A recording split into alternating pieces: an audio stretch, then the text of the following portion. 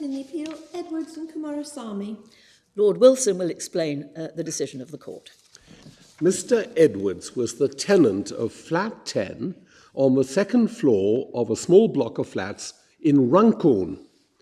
Opposite the front door of the whole building was a car park where the communal dustbins were kept.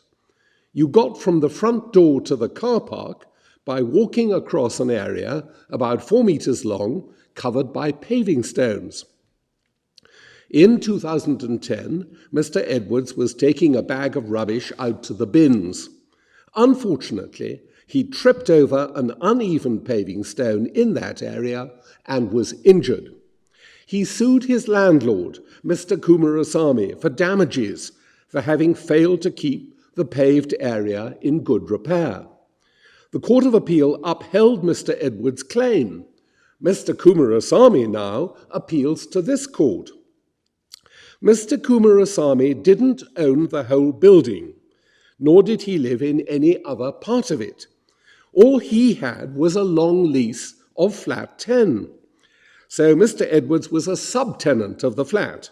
Mr. Kumarasamy had granted him an assured shorthold tenancy, which by 2010 was continuing as a periodic tenancy. Mr. Kumarasamy wasn't aware that any of the stones in the paved area was uneven. Nevertheless, did he owe Mr. Edwards a duty to keep the area in good repair?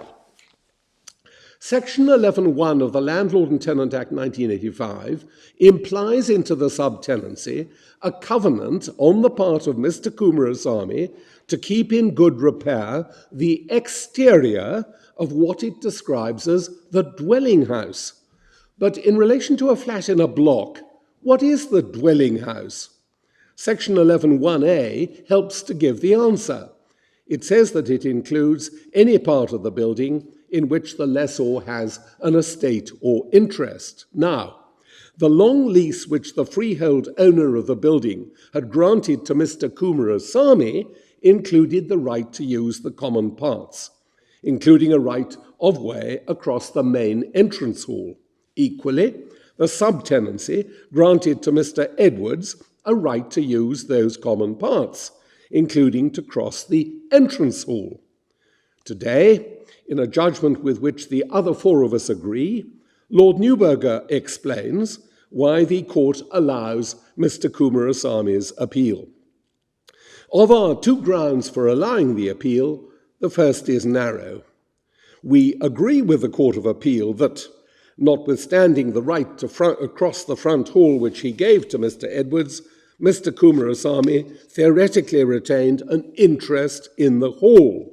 But we respectfully disagree with its conclusion that the paved area is part of the exterior of the hall.